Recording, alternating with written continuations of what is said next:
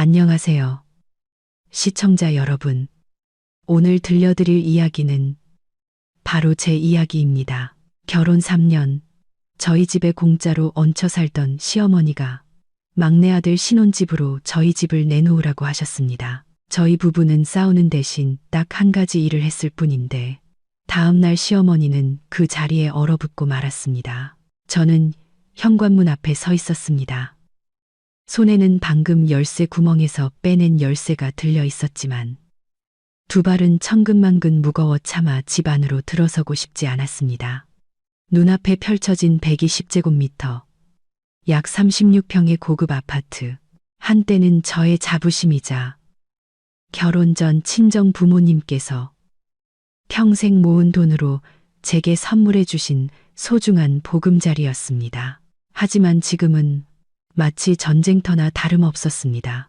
남편 민준 씨와 결혼한 지 이제 겨우 3년이 지났습니다.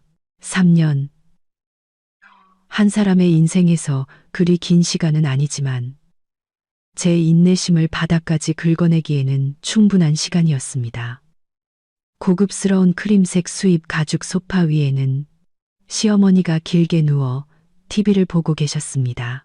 TV 소리는 최대 볼륨으로 켜져 있었고 시끄러운 주말 드라마의 고성이 집안을 가득 메우고 있었습니다. 바닥에는 땅콩 껍데기가 사방에 흩어져 있었고 그 사이에는 다 먹고 버리지 않은 요구르트 병도 나뒹굴고 있었습니다. 부엌에서 풍겨나오는 기름진 음식 냄새는 지난주에 막 세탁한 커튼에 스며들어 숨막히는 악취를 만들어내고 있었습니다. 저는 깊은 한숨을 삼키며 인사를 건넸습니다. 어머니, 저 왔어요. 시어머니 김 여사님은 TV 화면에서 눈을 떼지 않은 채 목구멍으로 건성으로 대답할 뿐이었습니다. 몸을 일으킬 생각도 없이 한 손으로는 계속해서 땅콩을 집어 입에 넣고 오독오독 소리를 냈습니다. 그 소리는 매일같이 들어 이젠 노이로제가 될 지경이었습니다. 부엌으로 들어서자 안의 풍경은 더욱 끔찍했습니다. 점심 식사 때 쓴 그릇들이 설거지통에 그대로 담겨 있었고 쌀뜨물 위에는 음식물 찌꺼기가 둥둥 떠다녔습니다. 조리대 위에는 뚜껑이 열린 간장병 주위로 개미들이 새까맣게 모여들고 있었습니다. 가슴에 커다란 돌덩이가 얹힌 듯 답답했습니다. 갓 결혼했을 때 시어머니는 아들과 새 며느리를 챙겨주고 서울 구경도 할 겸 며칠만 머물다 가시겠다고 했습니다. 하지만 그 며칠은 벌써 3년이라는 긴 시간으로 이어졌습니다. 시어머니는 시골은 심심하고 몸이 약해 자식들 곁에서 병원도 다니고 약도 챙겨 먹어야 한다는 핑계를 대셨습니다. 남편 민준 씨는 효심이 지극한 아들이었고 홀로 계신 어머니가 안쓰러워 저와 상의 끝에 아예 모시고 살기로 했습니다. 그때는 남편이 안쓰럽기도 하고 그저 식구 한 명 늘어나는 것이라 단순하게 생각했던 저는 고개를 끄덕였습니다. 그것이 아마도 제 결혼 생활 초반의 가장 큰 실수였을 겁니다.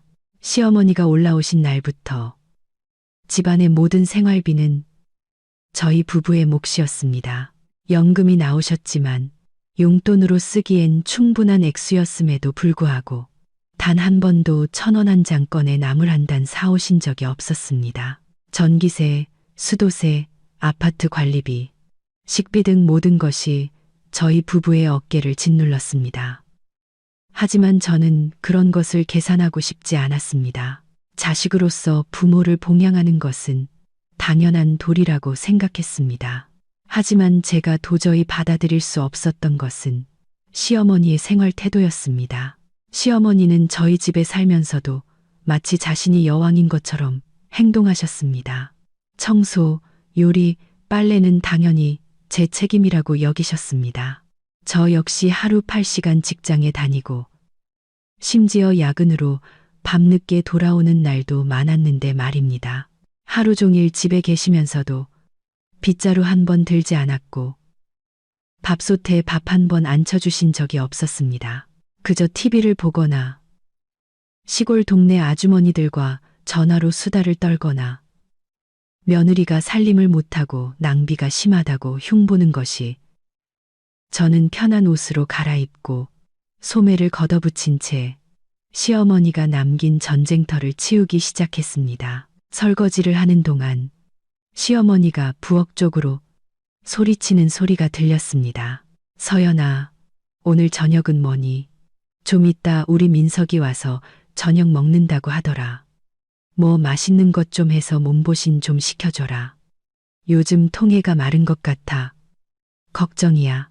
민석은 민준 씨의 남동생, 즉 시동생입니다. 올해 26살이지만 아직 변변한 직업 없이 아르바이트를 전전하고 있었습니다.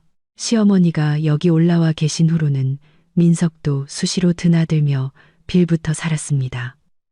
그는 형님 집을 무료 휴게소처럼 여겼습니다. 오고 싶으면 오고, 가고 싶으면 가고, 밥을 먹고 나면 그릇은 그대로 둔 채 PC방에 가거나 여자친구와 데이트하러 휙 나가버리기 일쑤였습니다. 저는 최대한 차분한 목소리로 대답했습니다. 네, 어머님. 냉장고에 소고기랑 닭고기 좀 있어요. 또 닭볶음탕이야. 맨날 먹어서 지겹다. 다른 메뉴 좀 못하니 그냥 시장 가서 삼계탕용 닭 한 마리 사와서 푹 구워줘. 우리 민석이가 삼계탕을 좋아하잖니. 시계를 보니 벌써 저녁 6시 반이었습니다. 이 시간에 시장에 가봤자 좋은 닭이 남아있을 리 없었고 월말 보고서 때문에 온종일 시달린 저는 몸이 천근만근이었습니다. 하지만 거절했다가는 또 시동생에게 돈 쓰는 게 아깝냐며 온 집안이 떠나가라 소리 지르실 것이 뻔했기에 저는 조용히 수도를 잠그고 손을 닦은 뒤 지갑을 들고 문을 나섰습니다. 엘리베이터 앞에서 막 퇴근하고 돌아온 남편 민준 씨와 마주쳤습니다. 제 지친 얼굴과 손에 들린 쓰레기 봉투를 본 남편은 얼른 봉투를 받아들며 다정하게 물었습니다. 어디가? 이 시간에 장 보러 가는 거야? 남편을 보자 그동안 쌓였던 서러움과 피로가 한꺼번에 몰려왔지만 저는 꾹 참았습니다. 민준 씨는 좋은 사람입니다. 저를 진심으로 사랑하고 항상 어머니와 아내 사이에서 중재하려 노력했습니다. 하지만 그의 우유부단함과 무조건적인 효심이 때로는 시어머니의 도를 넘는 행동을 부추기는 꼴이 되기도 했습니다. 어머니가 민석이 저녁 먹으러 온다고 삼계탕 드시고 싶다 하셔서 아래마트에라도 가보려고요. 민준 씨는 미간을 찌푸리며 나지막이 한숨을 쉬었습니다. 또 민석이야. 다 큰 놈이 애도 아니고 맨날 형님 집에 와서 패만 끼치고 당신은 그냥 들어가서 쉬어. 내가 사올게. 아니에요. 당신도 일하고 와서 피곤하잖아요. 얼른 씻어요.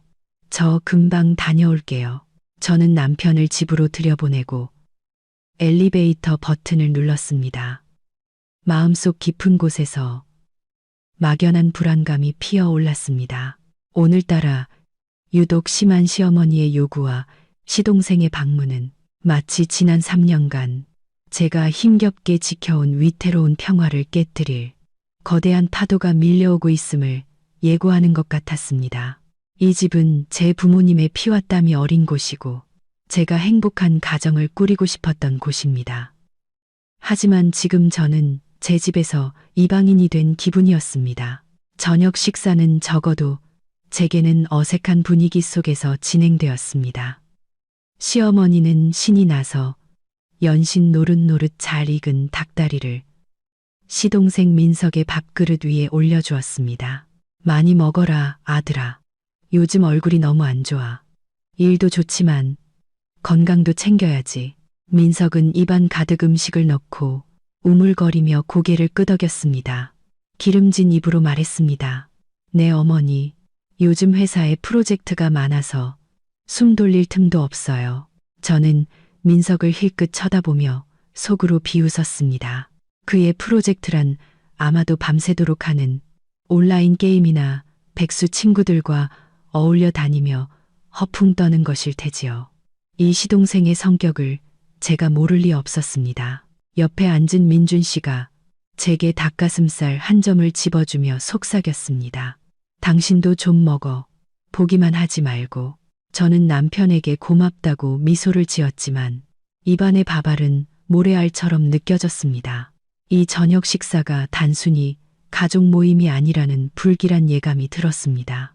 식사가 반쯤 끝났을 때 민석이 젓가락을 내려놓고 입을 닦으며 시어머니에게 의미심장한 눈빛을 보냈습니다. 시어머니는 그 뜻을 알아차리고 헛기침을 한 번 하더니 밥그릇을 내려놓고 평소와는 다른 심각한 표정을 지었습니다.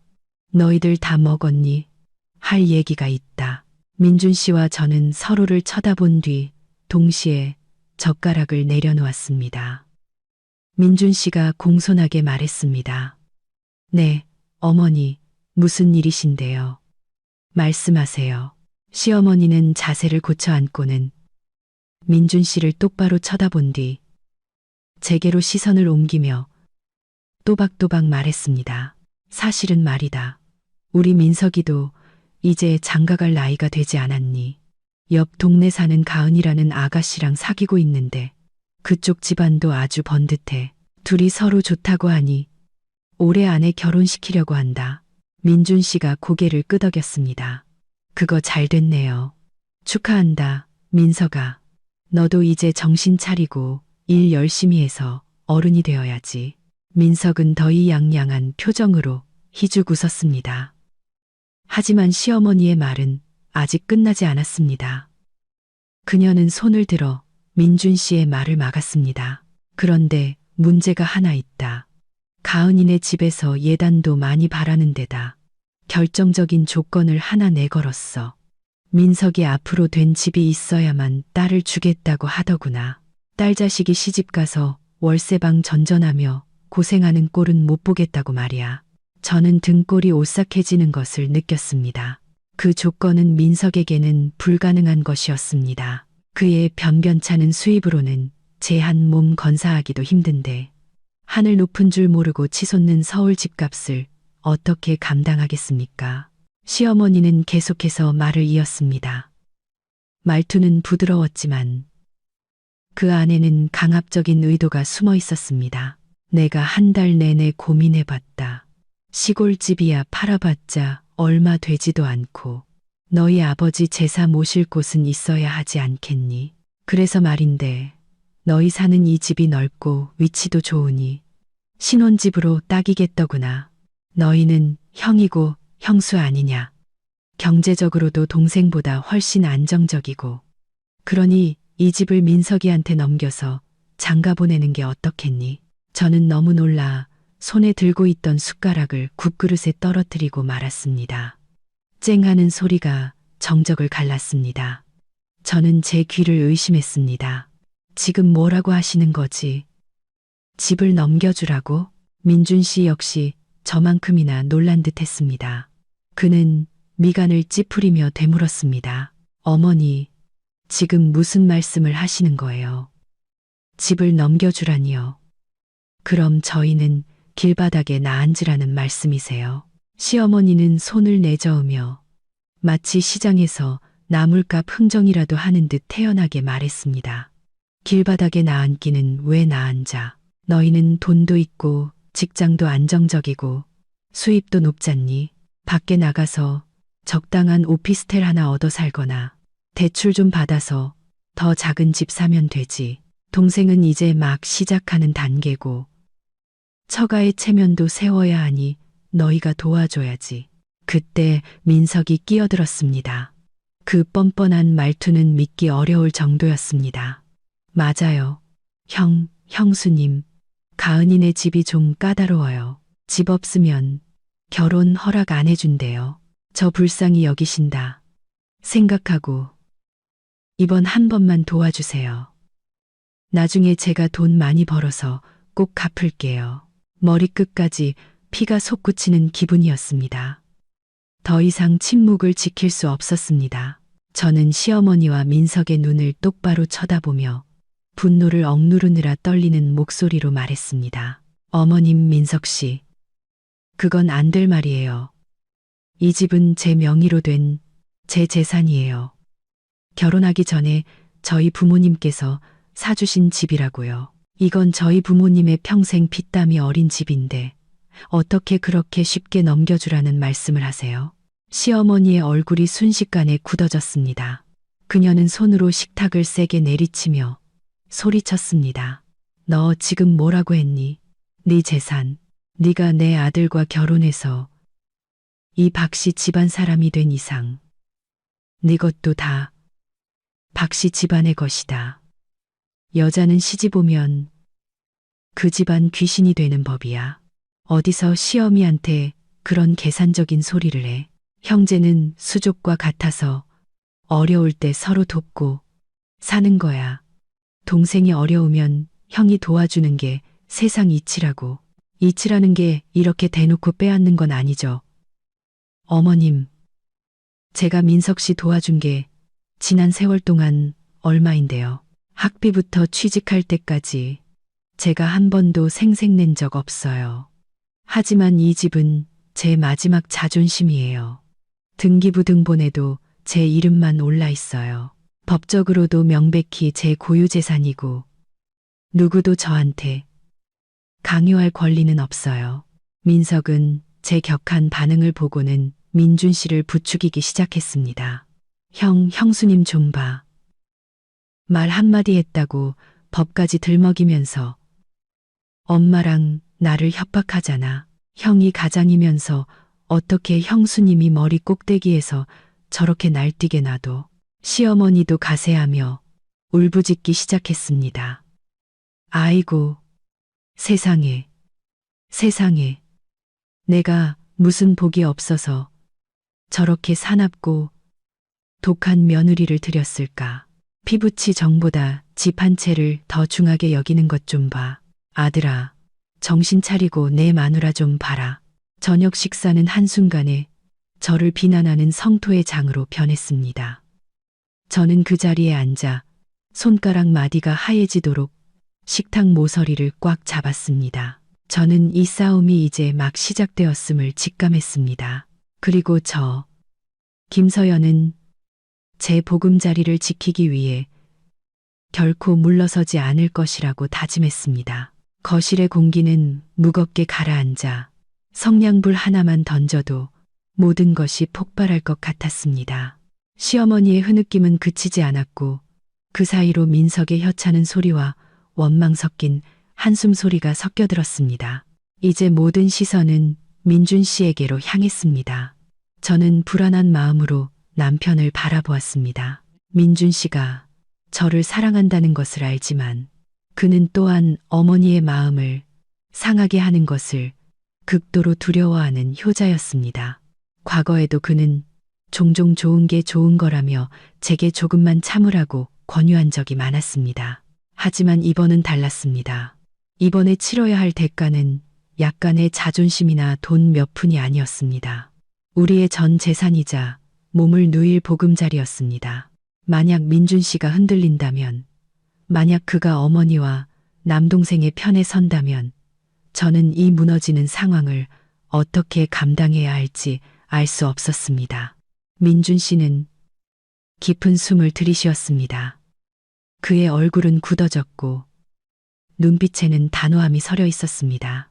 그는 천천히 젓가락을 내려놓고 어머니를 똑바로 쳐다보며 낮지만 단호한 목소리로 말했습니다. 어머니, 그리고 민서가, 내 말 잘 들어. 시어머니의 울음소리가 뚝 그쳤습니다. 그녀는 큰아들이 자신의 편을 들어줄 것이라는 기대를 품고 고개를 들었습니다. 집을 넘겨주는 일은 절대로 있을 수 없습니다. 어머니도, 민석이도 이 얘기는 다시는 꺼내지 마세요. 민준 씨의 말은 시어머니와 민석의 얼굴에 찬물을 끼얹는 것과 같았습니다. 시어머니는 입을 벌린 채 얼어붙었고 민석은 눈을 동그랗게 뜨고 경악했습니다. 너 지금 뭐라고 했니? 내 마누라 말만 듣고 동생을 내팽개치겠다는 거냐? 시어머니는 분노로 목소리를 떨며 더듬거렸습니다. 민준 씨는 여전히 침착한 태도를 유지했습니다. 그는 제 손을 잡아 꽉 쥐어주며 힘을 실어주고 우리가 한마음이라는 것을 확인시켜 주었습니다. 누구의 말을 듣는 게 아니라 옳은 말을 하는 겁니다.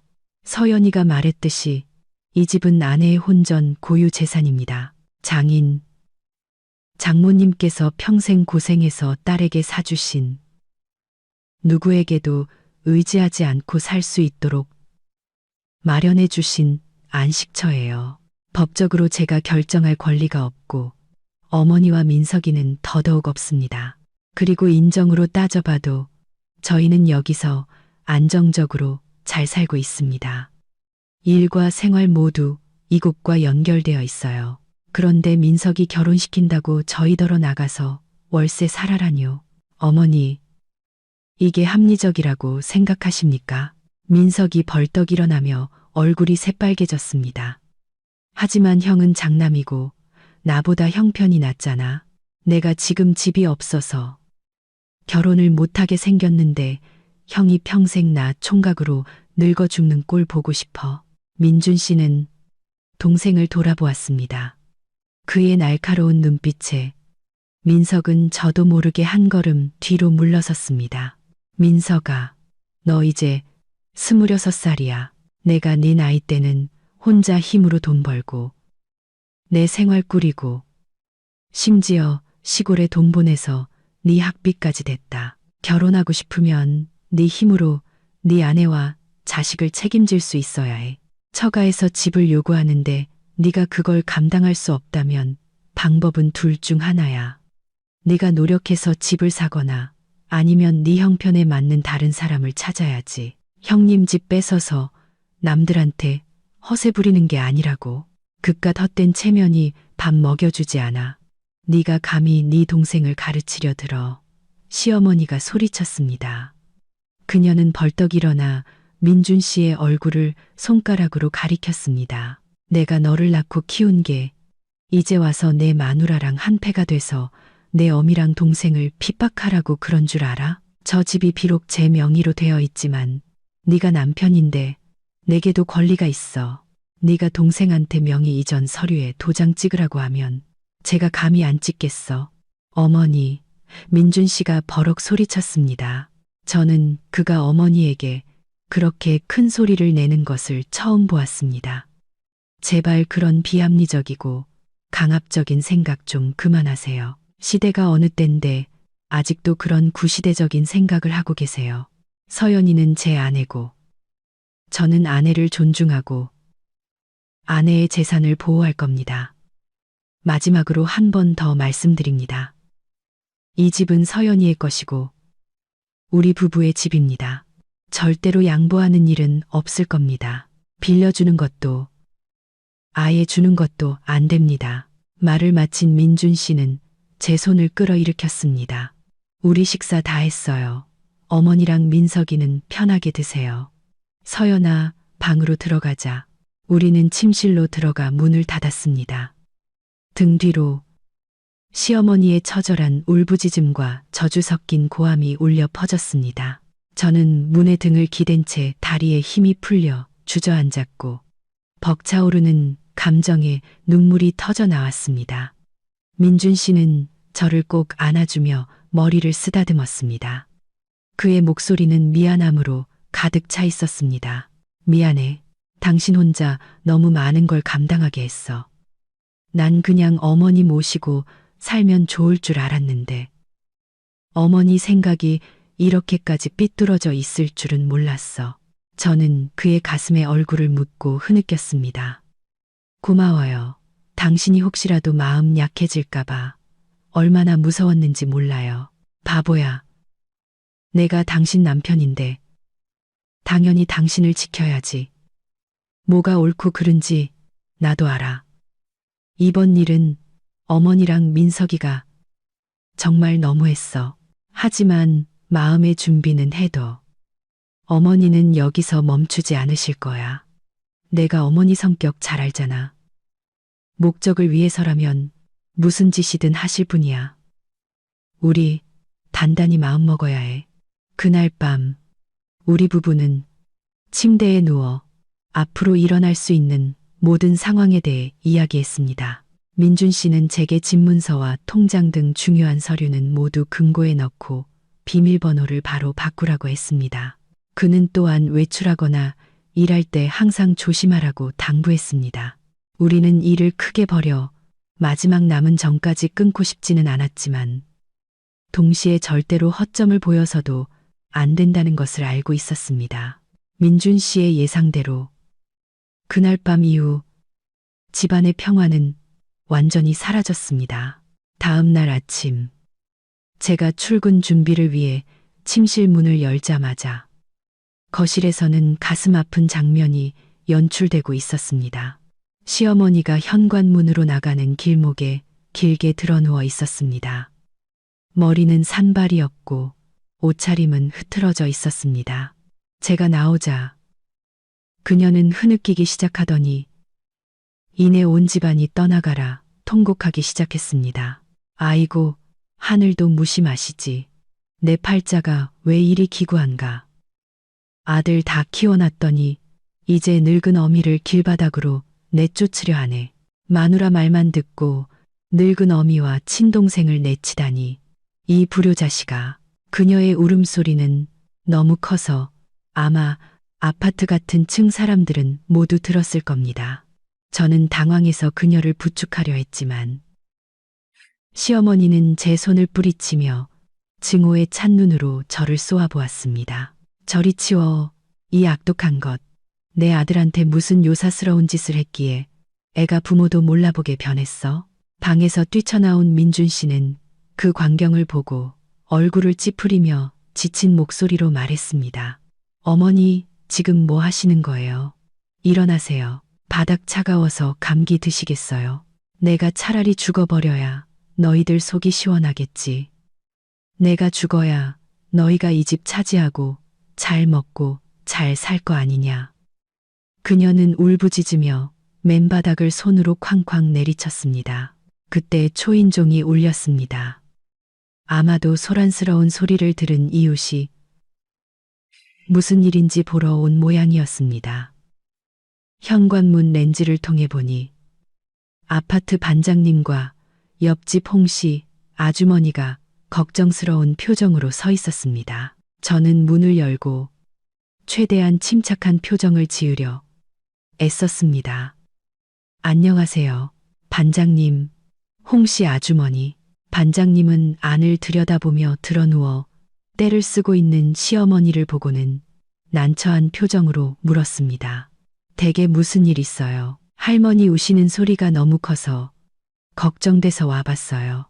시어머니는 외부인이 나타나자 마치 구원이라도 만난 듯 더욱 큰 소리로 울부짖으며 문 쪽으로 기어와 반장님의 손을 붙잡고 하소연했습니다. 반장님, 저 좀 살려주세요. 저것들이 저를 내쫓고 재산 다 뺏어서 길거리로 나앉게 하려고 해요. 세상에 이렇게 불효막심한 것들이 어디 있습니까? 저는 창피해서 얼굴이 화끈거렸습니다.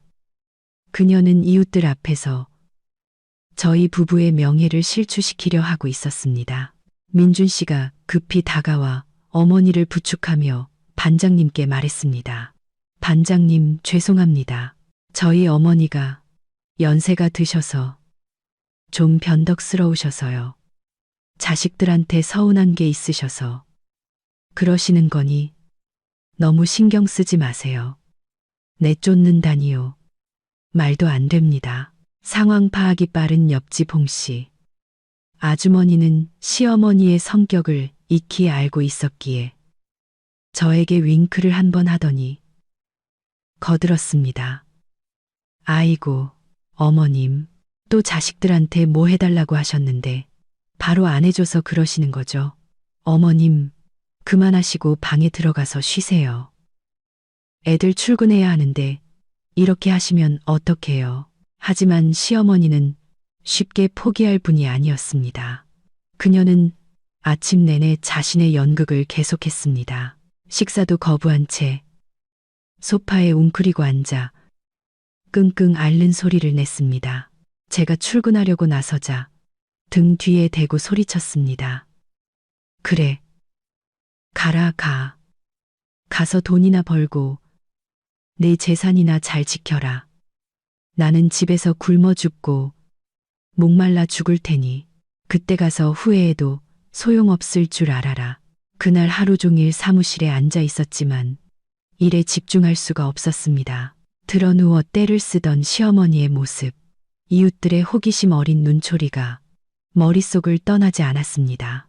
저는 그녀가 고육지계를 써서 저희 부부의 심리와 체면을 공격하고 있다는 것을 알았습니다. 저희가 창피함과 여론의 압박에 못 이겨 굴복하기를 바라는 것이었습니다.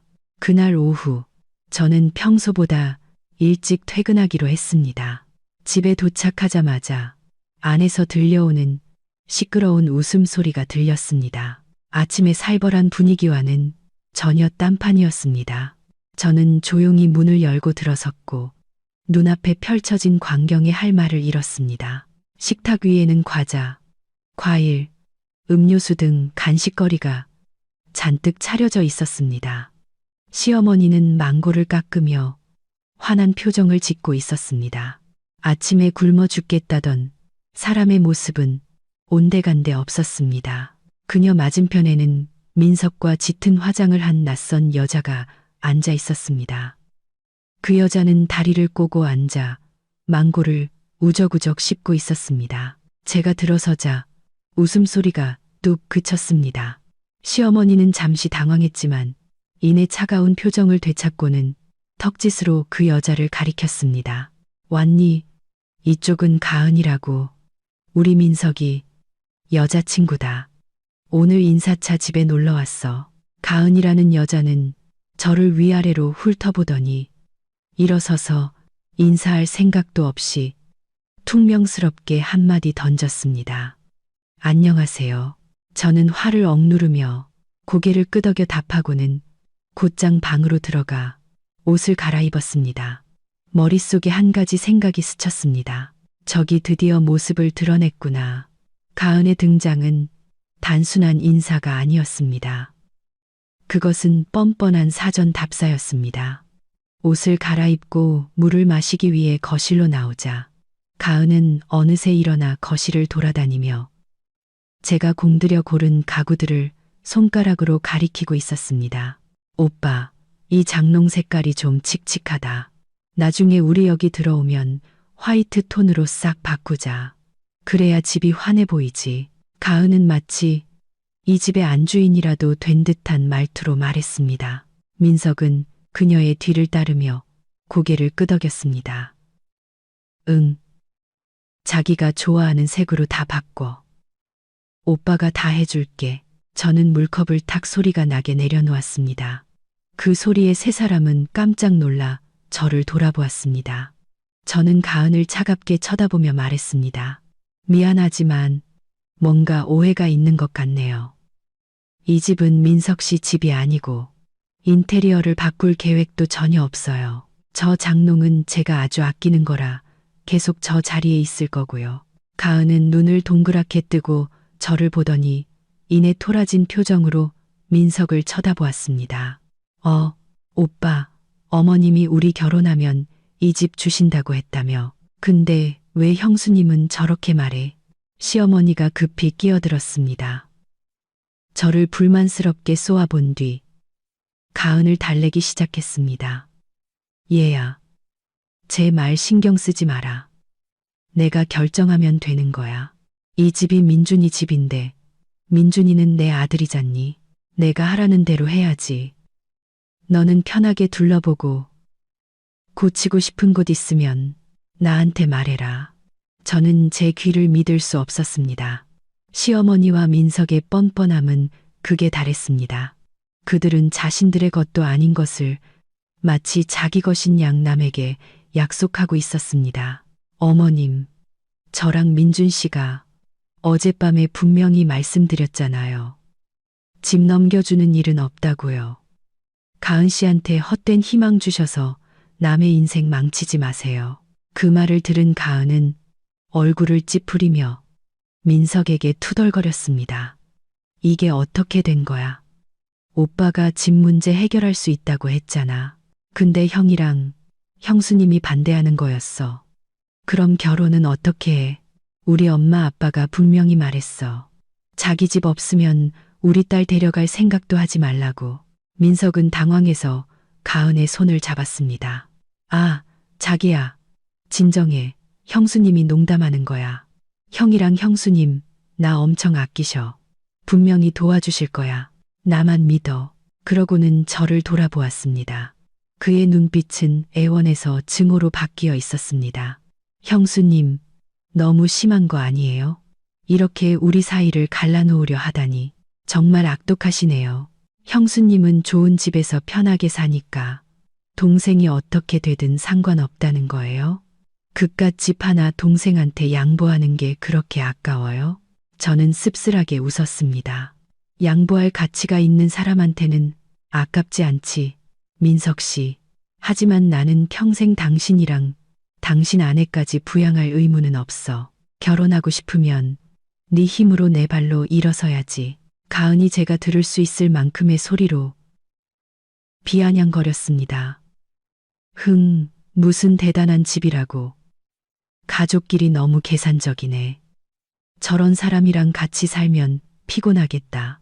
저는 궤 돌아서서 가은의 얼굴을 똑바로 쳐다보았습니다. 네, 맞아요. 저는 아주 계산적인 사람이에요. 특히 남의 것에 빌부터 편하게 살려는 사람한테는 더 그렇죠. 이 집 문턱도 넘어보지 않고 벌써 가구를 바꾸고 집을 차지할 생각부터 하는 걸 보니 딱 잘라 말할게요. 당신은 어림도 없어요. 이만 돌아가 주세요. 네가 감히 내 손님을 내쫓아. 시어머니가 소리치며 제 뺨을 때리려고 달려들었습니다. 저는 재빨리 그녀의 손목을 잡았습니다. 저는 그녀가 지금껏 저에게서 본 적 없는 단호한 눈빛으로 그녀를 쏘아보았습니다. 어머님 손님을 내쫓는 게 아니에요. 하지만 여긴 제 집이고 집주인을 존중하지 않는 사람을 내보낼 권리는 저한테 있어요. 가은은 상황이 심상치 않음을 느끼고 제 단호한 태도에 기가 죽었는지 투덜거리며 가방을 챙겨 일어섰습니다. 됐어. 오빠. 나 갈래.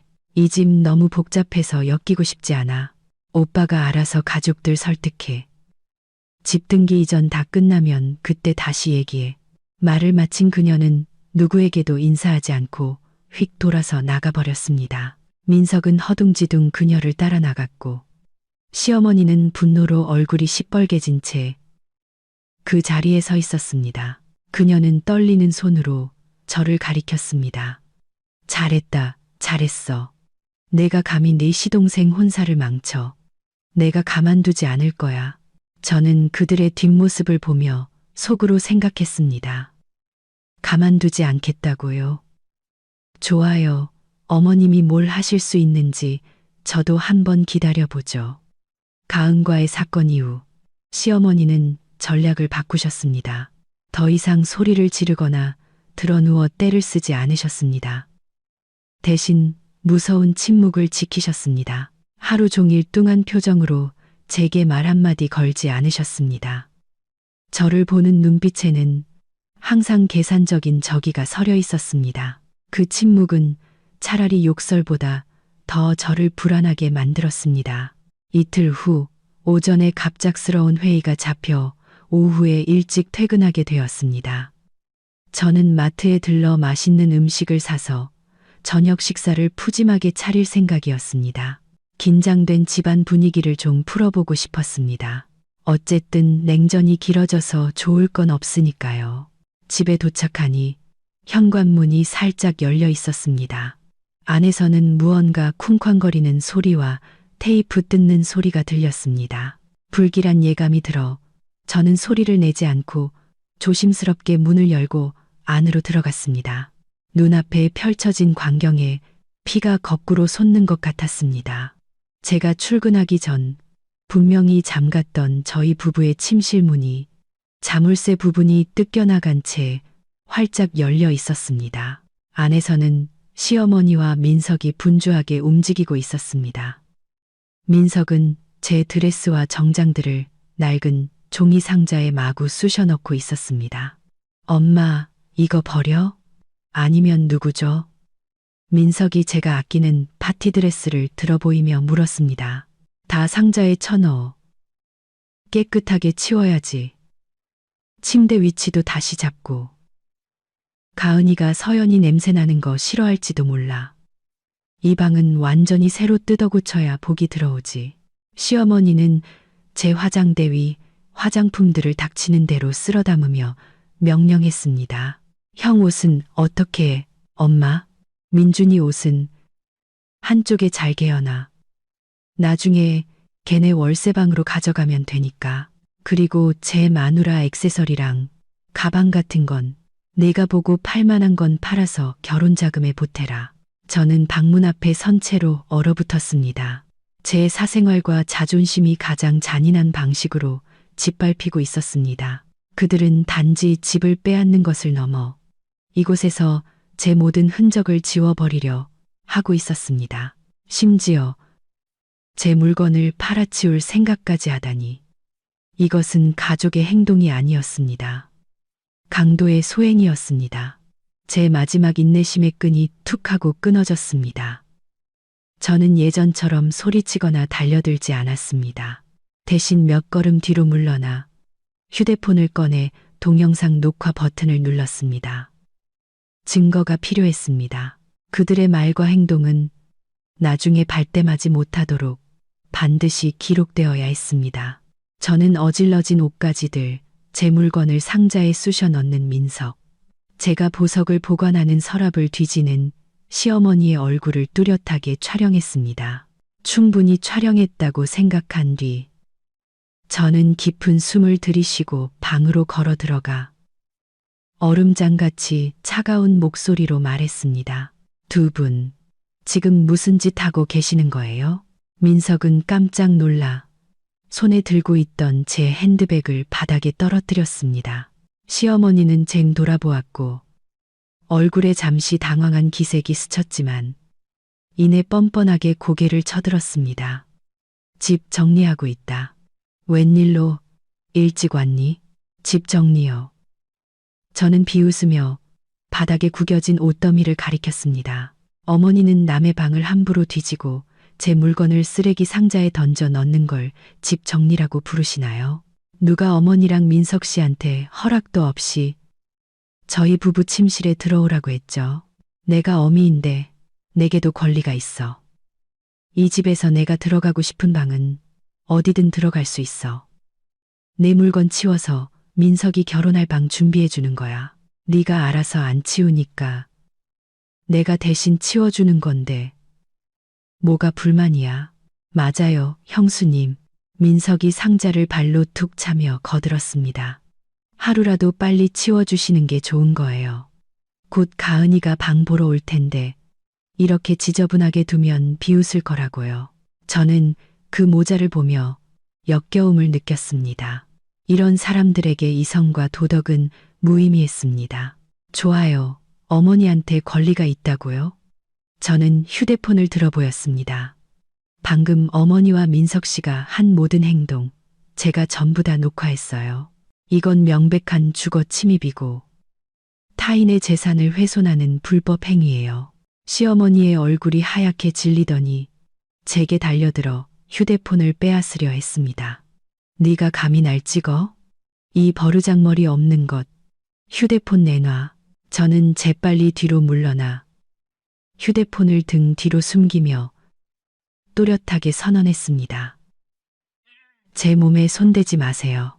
분명히 말씀드리는데 이 순간부터 저는 더 이상 아무것도 참지 않을 거예요. 지금 당장 제 방에서 나가세요. 그러지 않으면 아파트 관리실과 경찰에 신고할 거예요. 제 불타는 눈빛과 단호한 태도를 본 시어머니는 멈칫했습니다. 제가 농담하는 것이 아니라는 것을 깨달은 모양이었습니다. 민석도 겁을 먹고는 어머니의 팔을 끌었습니다. 엄마, 일단 나가요. 형 오면 그때 다시 얘기해요. 그들은 독서를 퍼부으며 방에서 나갔습니다. 저는 문을 쾅 닫고 잠가버렸습니다. 엉망이 된 방, 흩어진 옷과 물건들을 보자 눈물이 터져 나왔습니다. 저는 바닥에 주저앉아 가슴을 부여잡았습니다. 고통스럽고 굴욕적이었지만 그보다 더 큰 것은 분노였습니다. 더 이상 방어만 하고 있을 수는 없었습니다. 반격해야 했습니다. 이 기생충 같은 사람들을 제 인생에서 몰아내고 제 가정을, 제 자신을 지켜야 했습니다. 싸움은 이제부터가 진짜 시작이었습니다. 방문이 닫힌 후 저는 더 이상 단 1초도 약해지지 않겠다고 다짐했습니다. 눈물을 닦고 일어나 행동을 시작했습니다. 지금 가장 중요한 것은 이 난장판을 치우는 것이 아니라 제가 가진 증거를 지키는 것이었습니다. 저는 즉시 방금 촬영한 동영상을 세 곳에 백업했습니다. 개인 컴퓨터, 비밀 클라우드 계정, 그리고 회사 이메일로 사본을 보냈습니다. 업로드 완료라는 문구를 보고 나서야 저는 안도의 한숨을 내쉬었습니다. 방을 둘러보았습니다. 비싼 옷들은 종이 상자 안에서 구겨져 있었고 제가 아끼는 향수병은 침대 밑에 뒹굴고 있었습니다. 보석함은 강제로 열려 내용물이 흩어져 있었습니다. 이것은 단순한 어지름이 아니었습니다. 명백한 모욕이었습니다. 저는 휴대폰을 꺼내 훼손된 물건 하나하나 방구석 구석을 상세하게 촬영했습니다. 시어머니와 시동생의 고의적인 재산 파손 행위를 입증하기 위해 현장을 최대한 사실적으로 기록해야 했습니다. 사진 촬영을 마친 후 저는 모든 중요 서류를 다시 확인했습니다. 다행히 금고는 무사했습니다. 며칠 전 민준 씨의 말을 듣고 비밀번호를 바꾸고 예비 열쇠를 회사에 숨겨둔 덕분에 그들이 열 수 없었던 것입니다. 집문서, 혼인관계 증명서, 보험 계약서 등 모든 것이 안전했습니다. 저는 책상에 앉아 컴퓨터를 켜고 지난 3년간의 은행 거래 내역을 조회하기 시작했습니다. 전기세, 수도세, 관리비, 식비, 집안 물품 구매비 등 모든 이체 내역을 출력했습니다. 시어머니가 눕던 소파, 보던 TV, 쓰던 냉장고까지 가구를 구매했던 영수증도 모두 찾아냈습니다. 모든 것은 제 이름으로 되어 있거나 제 계좌에서 결제된 것들이었습니다. 저는 이 모든 것을 두꺼운 파일철에 정리했습니다. 이것이 저의 가장 날카로운 무기가 될 것이었습니다. 시어머니는 항상 친척들에게 자신이 올라와서 우리 부부를 먹여 살렸다고, 제가 낭비벽 심한 며느리라고 떠들고 다녔지만 이 숫자들은 거짓말을 하지 않을 것이었습니다. 제가 이 가정을 유지하기 위해 쓴 돈이 수억 원에 달하는 동안 그녀는 단돈 한 푼 보태지 않고 오히려 집까지 빼앗으려 했습니다. 한창 서류를 정리하고 있는데 밖에서 문 열리는 소리가 들렸습니다. 민준 씨가 돌아온 모양이었습니다. 저는 서둘러 파일철을 서랍에 넣고 잠근 뒤 문을 열었습니다. 민준 씨가 이 광경을 최대한 생생하게 봐야 했습니다. 민준 씨는 지친 표정으로 집에 들어섰지만 침실 문 앞에 쌓인 종이, 상자들과 미처 치우지 못한 옷더미를 보자마자 너무 놀라 손에 들고 있던 서류 가방을 바닥에 떨어뜨렸습니다. 이게 다 뭐야? 민준 씨는 충격으로 갈라진 목소리로 물었습니다. 저는 문에 기댄 채 아무 말 없이 붉어진 눈으로 그를 바라볼 뿐이었습니다. 민준 씨는 제게 달려와 걱정스럽게 어깨를 잡았습니다. 서연아, 무슨 일이야? 집에 도둑이라도 들었어?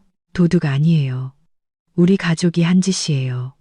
어머니랑 민석 씨가 가은 씨 방 만들어준다고 제 물건 다 치워버렸어요.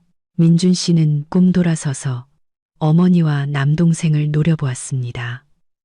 그의 눈에는 지금껏 본 적 없는 맹렬한 분노가 타올랐습니다. 그는 빠른 걸음으로 거실로 나가 위압적인 목소리로 외쳤습니다. 어머니 민석, 이게 어떻게 된 일인지 당장 설명하세요. 시어머니는 아들의 분노에 잠시 주춤했지만 이내 뻔뻔하게 둘러댔습니다. 지저분해서 내가 좀 치웠다. 뭐가 그렇게 큰 소리야? 치웠다고요? 민준 씨는 목소리를 높이며 구겨진 옷더미를 가리켰습니다.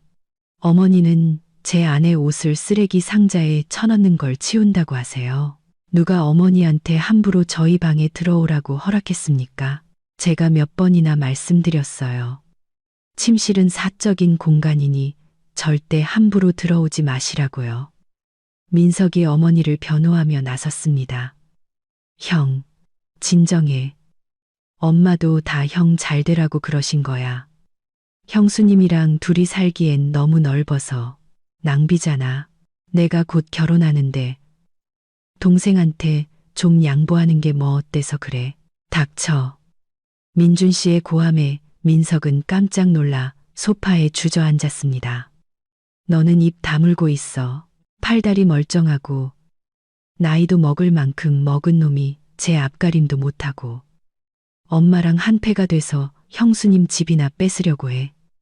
너 자존심도 없냐, 민석아.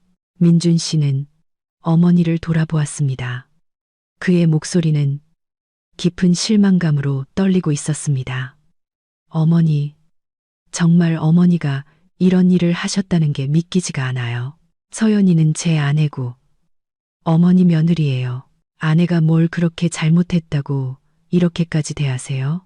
지난 3년간 아내는 어머니 식사 한 끼, 잠자리 하나까지 다 챙겨드렸어요. 어머니 아프실 때도 아내가 밤새 간호했고요. 어머니가 아내를 아껴주시지는 못할 망정 어떻게 아내의 집에서 아내의 명예를 이렇게 짓밟으실 수가 있어요. 시어머니는 아들에게 된통 야단을 맞자 또다시 울음을 터뜨리며 예전 수법을 썼습니다. 아이고, 내 아들이 마누라 편들어서 어미한테 소리 지르네. 내가 너를 어떻게 키웠는데 고작 낡은 옷 몇 벌 때문에 이 어미한테 대들어. 하지만 이번에는 민준 씨가 흔들리지 않았습니다. 그는 차가운 눈빛으로 어머니를 똑바로 쳐다보았습니다.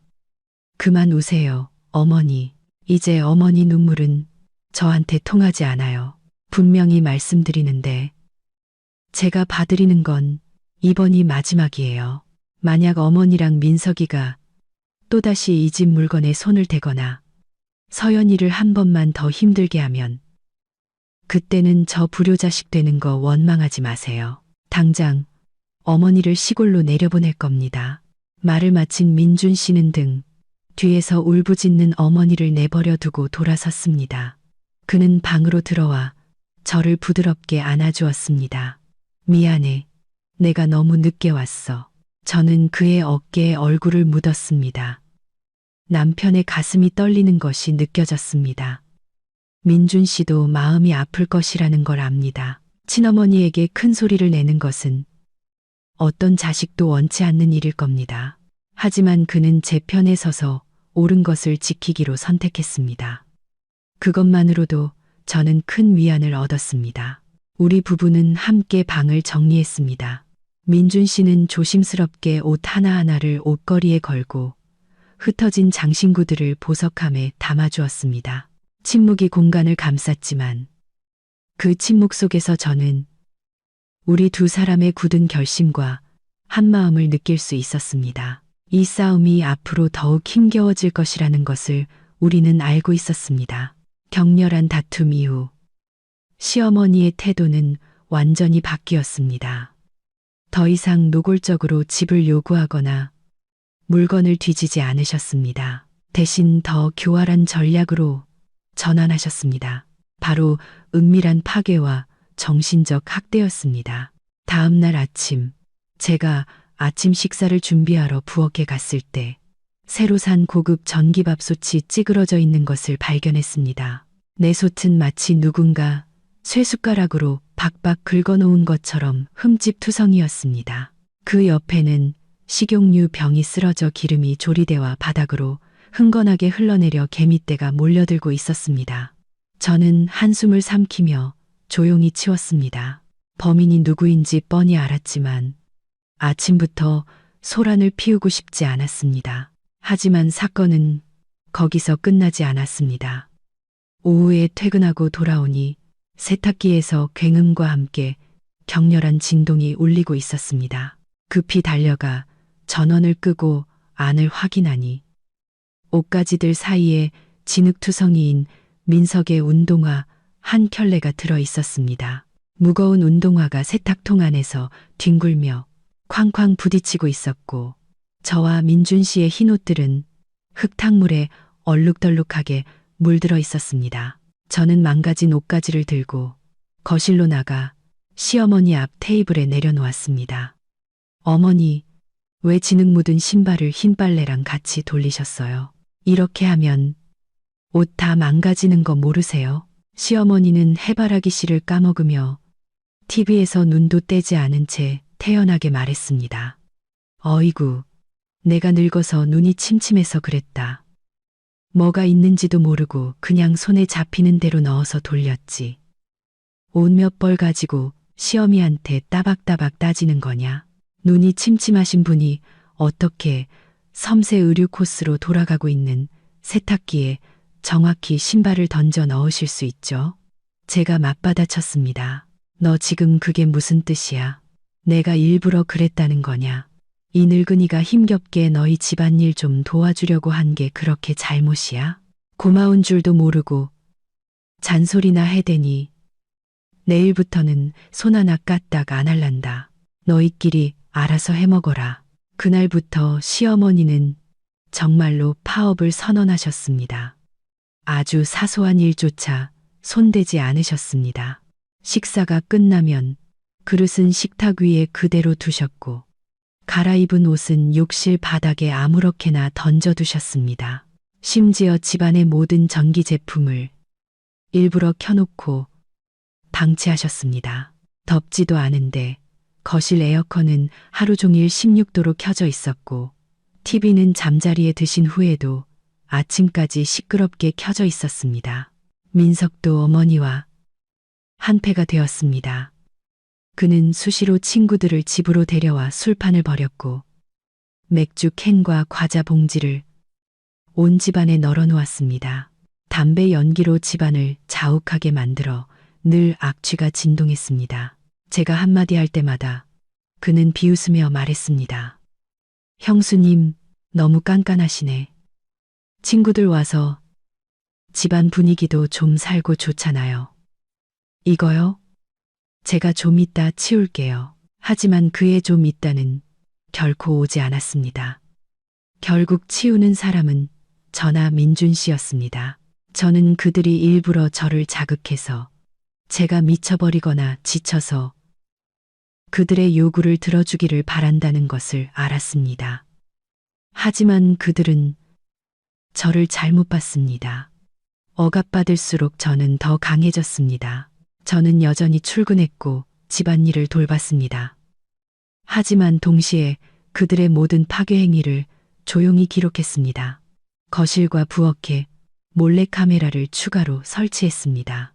집을 더럽히고 물건을 부수는 그들의 모든 행동이 선명하게 녹화되었습니다. 저는 아무 말도 하지 않았습니다. 결정적인 한 방을 날릴 가장 적절한 때를 기다리고 있었습니다. 파괴 공작이 저희 부부를 흔들지 못하자 시어머니는 떼쓰기 수준을 한 단계 더 끌어올리기로 결심했습니다. 바로 단식 투쟁이었습니다. 그날 저녁, 제가 저녁상을 차렸을 때 시어머니는 소파에 앉아 벽을 보고 돌아누운 채 식탁으로 올 생각을 안 했습니다. 민준 씨가 다가가 말했습니다. 어머니, 식사하러 오세요. 오늘 서연이가 어머니 좋아하시는 갈치조림 했어요. 안 먹는다. 그녀는 힘없지만 단호한 목소리로 말했습니다. 목구멍으로 넘어가질 않아. 이 집에서 나는 없는 사람 취급인데 뭐하러 내들 밥 축내면서까지 먹겠니? 어머니, 또 그런 말씀 마세요. 누가 어머니를 없는 사람 취급한다고 그래요. 자꾸 오해하시네요. 오해 아니야. 내 마누라는 나를 반쪽 눈으로 쳐다봐. 촌스럽다고 무시하고 내가 밥 한 술 뜨는 것도 아까워하잖아. 그냥 내가 굶어서 개 속이나 시원하게 해줘야겠다. 내가 굶어 죽어야 걔 눈엣 가시가 사라지겠지. 민준 씨와 제가 아무리 설득해도 시어머니는 끝까지 식사를 거부하셨습니다. 저녁 내내 소파에 누워 죽어가는 사람처럼 끙끙 앓는 소리를 냈습니다. 다음 날 아침에도 그리고 그 다음 날 종일에도 그녀는 단식을 선언했습니다. 하지만 저는 냉장고의 우유가 눈에 띄게 줄어들고 그녀의 방 쓰레기통에서 카스텔라 빵 봉지가 나오는 것을 발견했습니다. 그녀는 우리 앞에서는 굶는 척하고 뒤에서는 꼬박꼬박 영양 보충을 하고 있었던 것입니다. 저는 속으로 비웃었습니다. 어머니, 이번 연극은 좀 허술하시네요. 단식 투쟁 3일째 되는 날, 시어머니는 시골의 친척들에게 전화를 걸기 시작했습니다. 그녀는 일부러 스피커폰으로 바꿔 제가 들을 수 있도록 큰 소리로 말했습니다. 아이고, 오촌 아주머니, 저 너무 힘들어요. 저 이제 죽을 것 같아요. 민준이 부부가 저를 굶겨요. 사흘 동안 밥 한 톨 구경도 못했어요. 이것들이 저를 죽이려고 하나 봐요. 전화기 너머 시어머니의 여동생인 이모님이 경악했습니다. 아니, 그게 무슨 소리야. 민준이가 얼마나 착한데 어떻게 그런 짓을 해. 걔가 마누라 말에 넘어가서 그래요. 이모. 그 며느리가 얼마나 독한데요.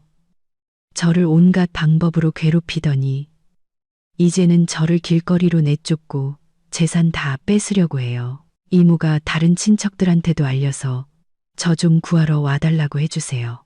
저는 피가 끓어오르는 것을 느꼈습니다. 그녀는 뻔뻔하게 흑백을 뒤바꿔 자신을 비련의 주인공으로 만들고 있었습니다.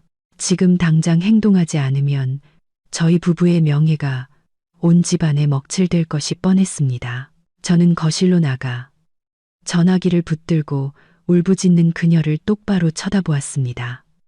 어머니, 이모님이랑 통화하시는군요. 제 안부도 좀 전해주세요. 그리고 이모님한테 이것도 꼭 말씀드리세요. 제가 어제 어머니가 다 드신 우유랑 카스텔라 빵 산 마트 영수증 아직 가지고 있다고요. 어머니, 밥은 굶으셔도 간식은 잘 챙겨 드시는데 어떻게 굶어 죽겠어요? 시어머니는 깜짝 놀라 허둥지둥 전화를 끊었습니다. 그녀의 얼굴은 들통난 거짓말 때문에 시뻘개졌습니다. 그녀는 더듬거리며 말했습니다. 네, 네가 감히 나를 감시해.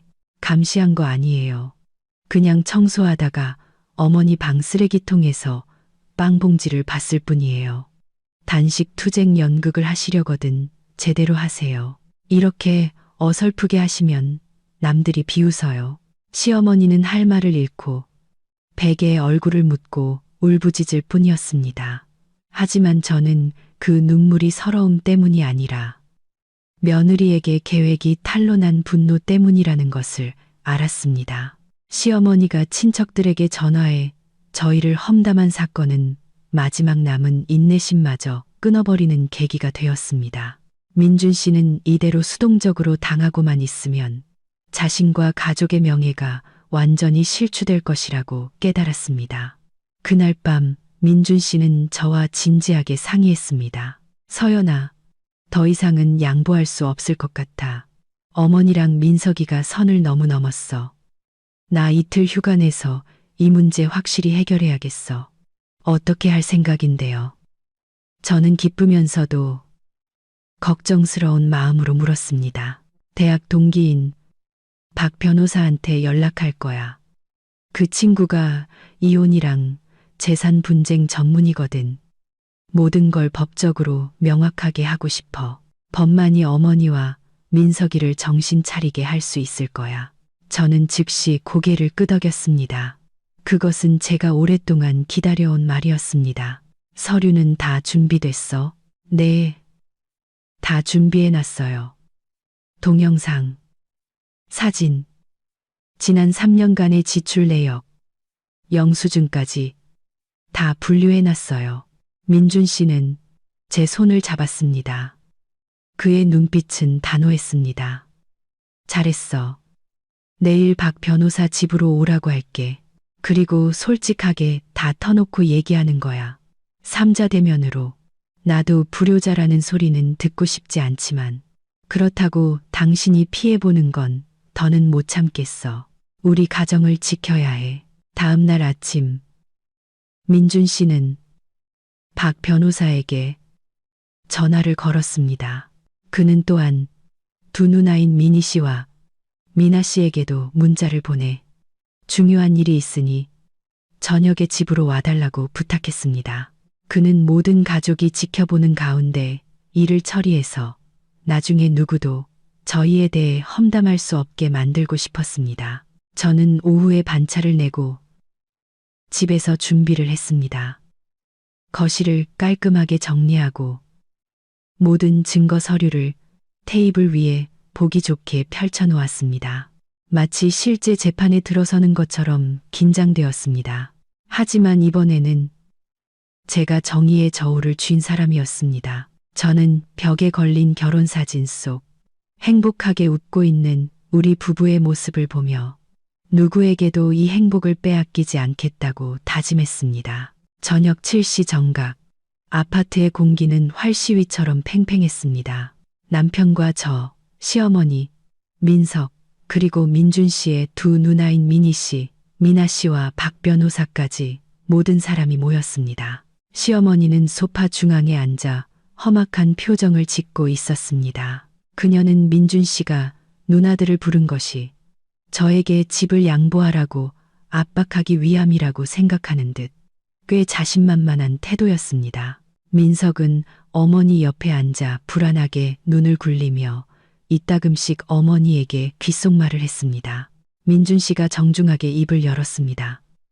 누나들, 그리고 박 변호사님, 와주셔서 감사합니다. 최근 저희 집에 불미스러운 일이 많았습니다. 주로 이 집 문제와 민석이 결혼 문제 때문인데요. 오늘 변호사님과 가족들이 모두 지켜보는 앞에서 모든 것을 명확하고 단호하게 정리하고 싶습니다. 큰 누나인 미니 씨가 말했습니다. 무슨 일이기에 이렇게 심각하게 사람을 불렀어?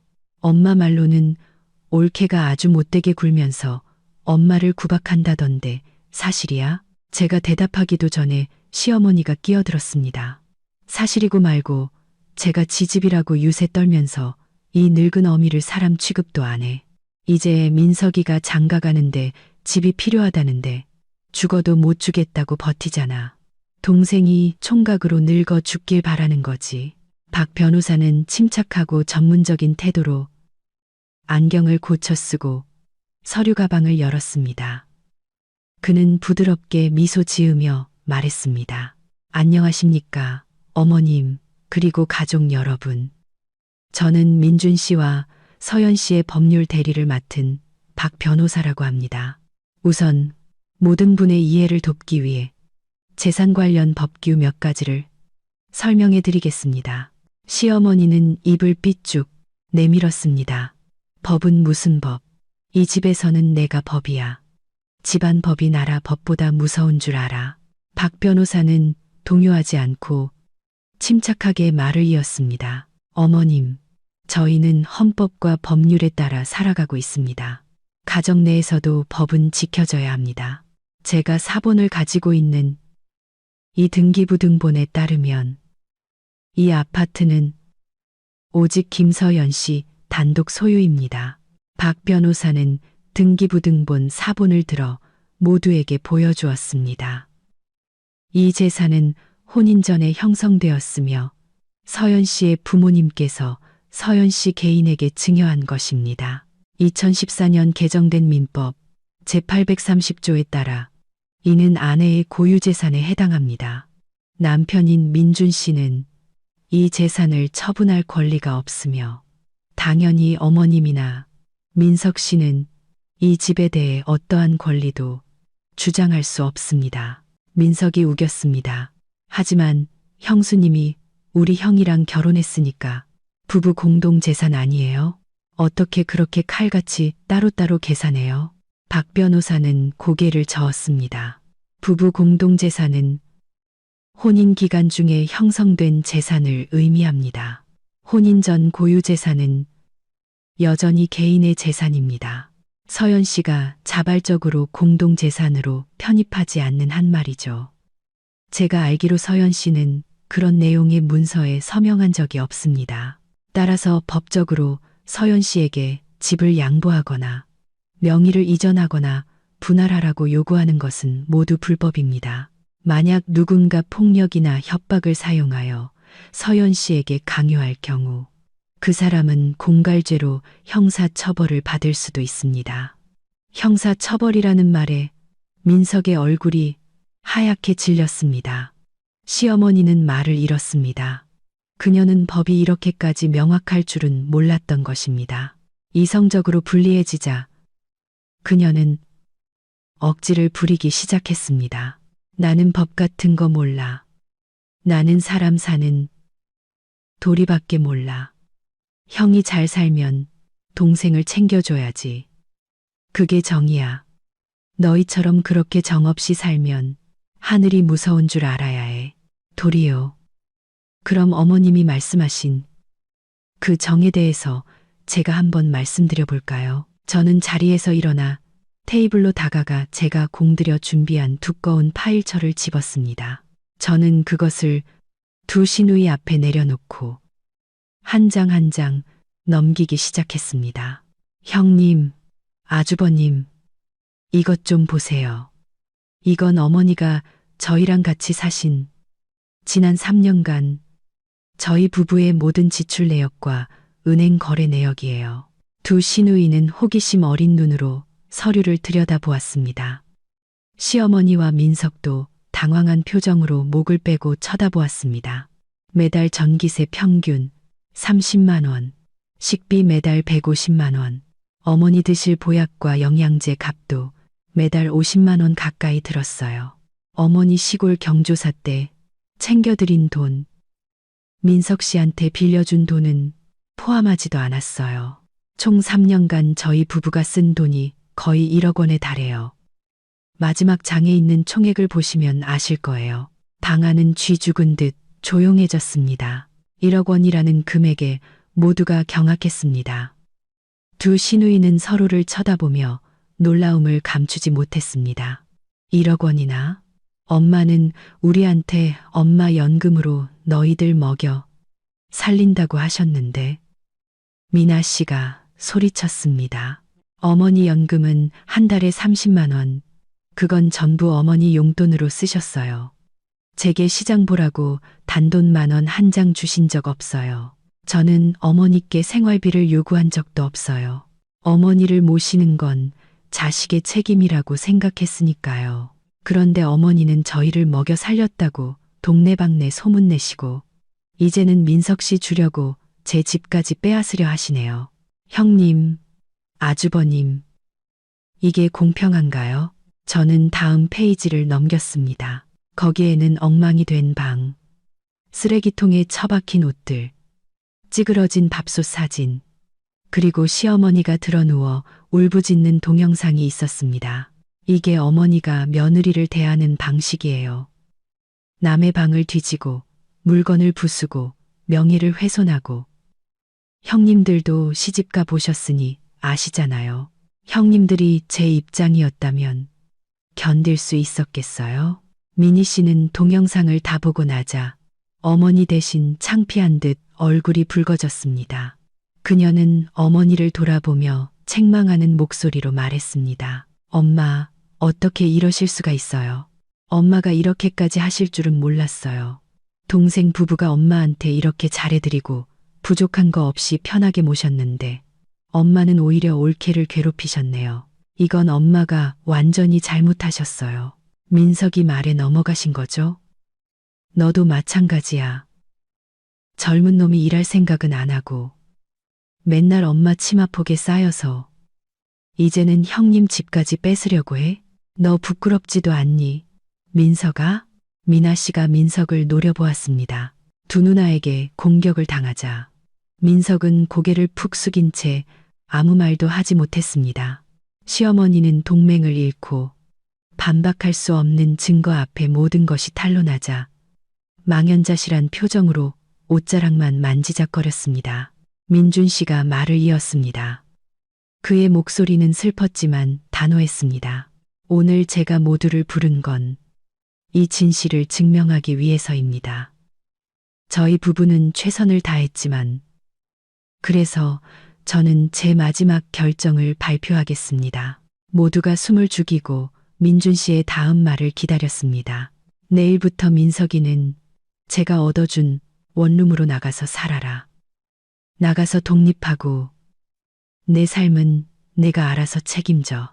그리고 어머니, 만약 어머니께서 여기에 남고 싶으시다면 서연이를 존중하고 이 집의 규칙을 따라주셔야 합니다.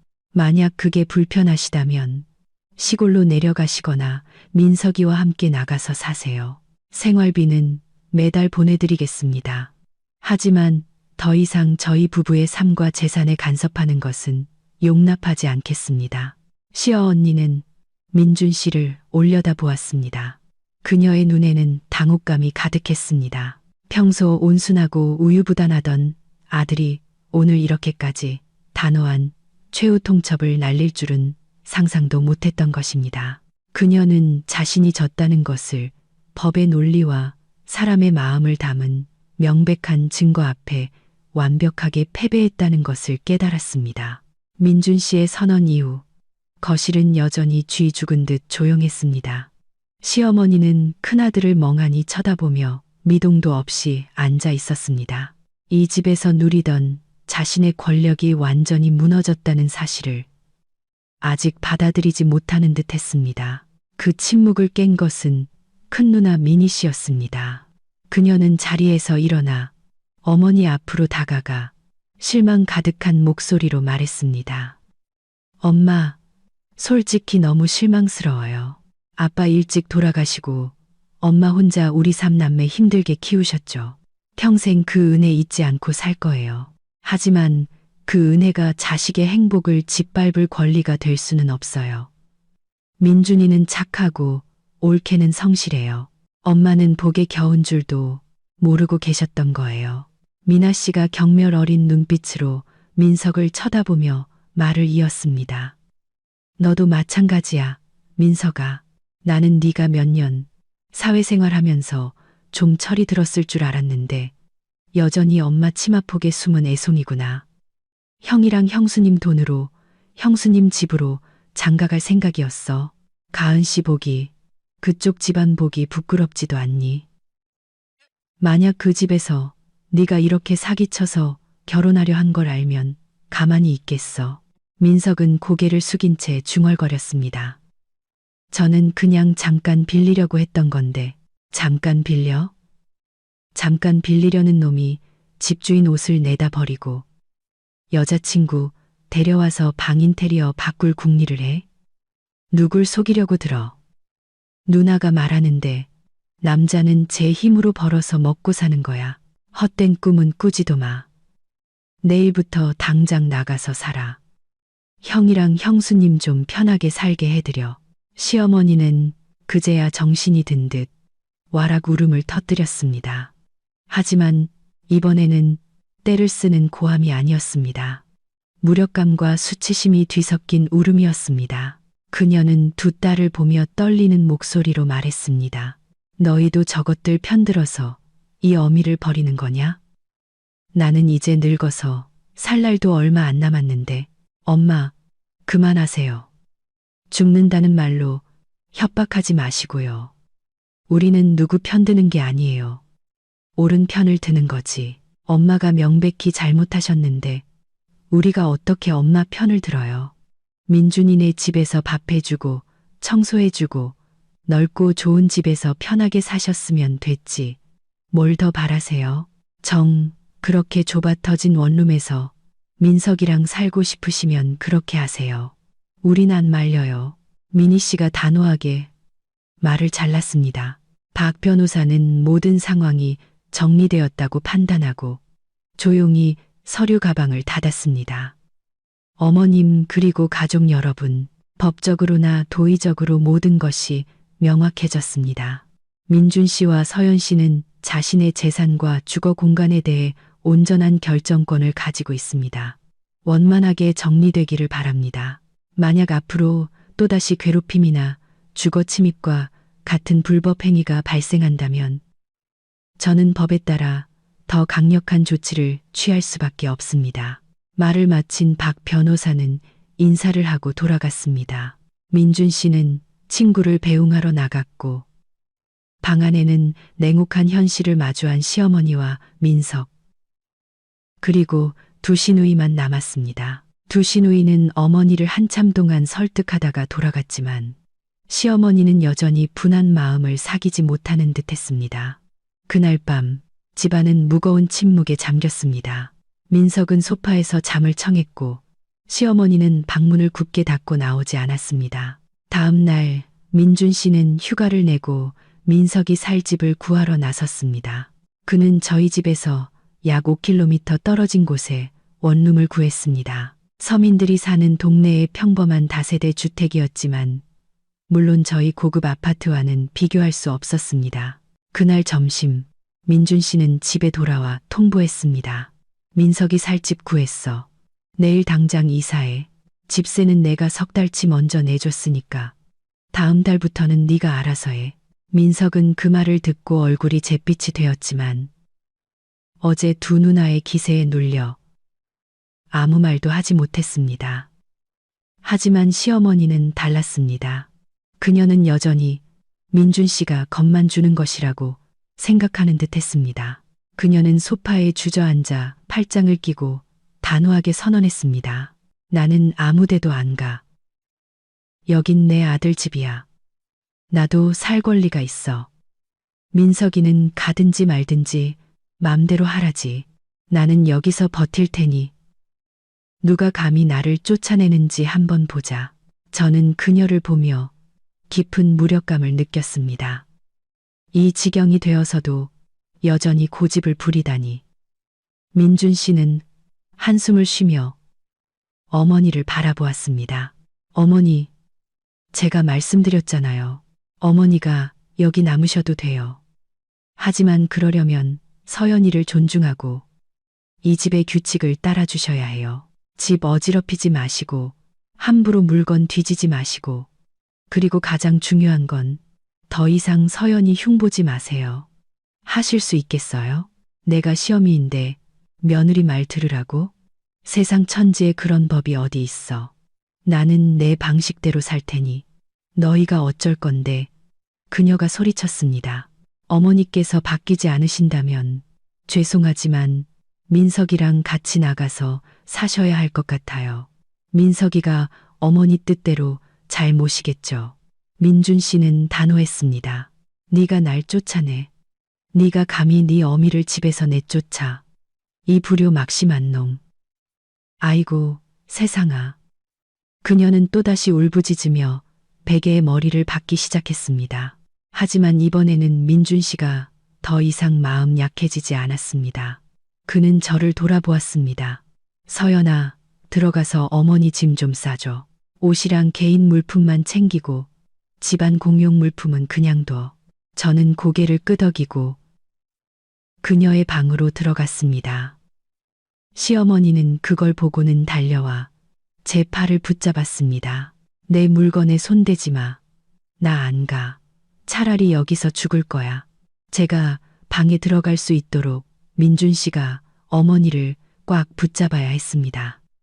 그 신랑이 하는 모습에 마음이 아팠지만 여기서 멈출 수 없다는 것을 알았습니다. 오늘 확실히 끝내지 않으면 제 인생은 영원히 이 비극 속에서 헤어나오지 못할 것이었습니다. 저는 재빨리 그녀의 옷을 2개의 큰 여행 가방에 담았습니다. 그동안 민석은 멍하니 서서 지켜보기만 했습니다. 말릴 용기도 도울 용기도 없는 듯 했습니다.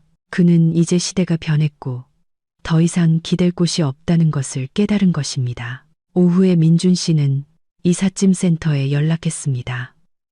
유니폼을 입은 직원들이 민석의 짐과 시어머니의 여행 가방을 엘리베이터로 옮겼습니다.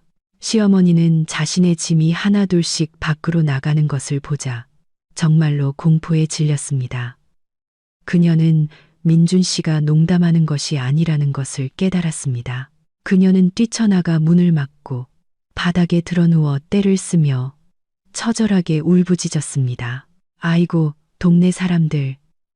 내 아들이 저를 길거리로 내쫓아요. 집도 뺏고 재산도 뺏고 누가 저 좀 살려주세요. 이웃들이 다시 문을 열고 쳐다보았지만 이번에는 그저 혀를 차며 고개를 젓고는 문을 닫아버렸습니다. 이미 2층의 모든 사람들은 자초지종을 알게 되었고 어제의 소동 이후 그녀의 본성을 파악했기 때문에 더 이상 엮이고 싶어 하지 않았습니다. 민준 씨는 어머니 옆에 쭈그려 앉았습니다. 그의 목소리는 낮았지만 단호했습니다. 어머니, 일어나세요. 더 이상 스스로를 초라하게 만들지 마세요. 차가 아래서 기다리고 있어요. 안 가. 차라리 날 죽이고 내 시체를 끌고 나가.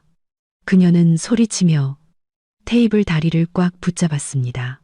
그때 민석의 휴대폰이 울렸습니다. 가은이었습니다. 민석은 잠시 망설이다가 전화를 받았습니다. 전화기 너머에서 무슨 말이 오갔는지는 모르지만 민석의 얼굴이 흑빛으로 변하며 더듬거렸습니다. 자기야, 내 설명 좀 들어봐. 집 문제는 내가 속인 게 아니야. 여보세요, 여보세요. 민석은 힘없이 휴대폰을 내려놓았습니다. 넋이 나간 표정이었습니다. 가은이 저희 집안의 소동을 알게 된 모양이었습니다. 게다가 민석이 집에서 쫓겨난다는 사실까지 알게 되자 그녀는 바로 이별을 통보한 것이었습니다. 민석의 신데렐라 꿈은 산산조각이 났습니다. 보셨어요, 어머니.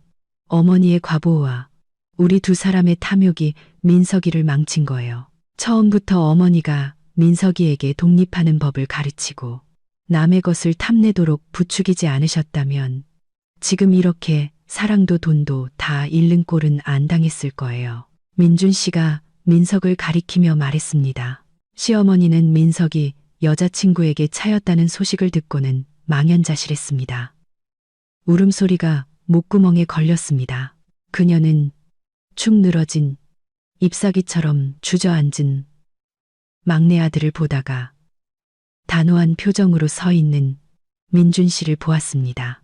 그녀는 이 게임에서 자신이 완벽하게 졌다는 것을 깨달았습니다. 시어머니가 저항하든 말든 민준 씨는 단호하게 계획을 실행했습니다. 그는 이삿짐 센터 직원들에게 계속 일하라고 신호를 보냈습니다. 그는 어머니를 부축해 문 밖으로 이끌었습니다. 시어머니는 비틀거리며 발버둥 쳤고 입으로는 계속해서 저주를 퍼부었지만 아들의 힘을 이길 수는 없었습니다.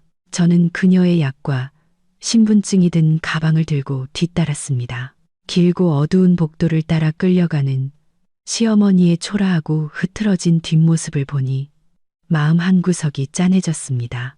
하지만 이내 그녀에게 당했던 지난 세월, 엉망이 되었던 침실, 그녀가 퍼부었던 악담을 떠올리자 동정심은 순식간에 사라졌습니다.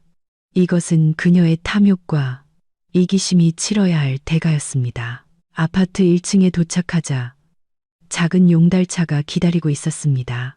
민석은 말없이 조수석에 올라탔습니다.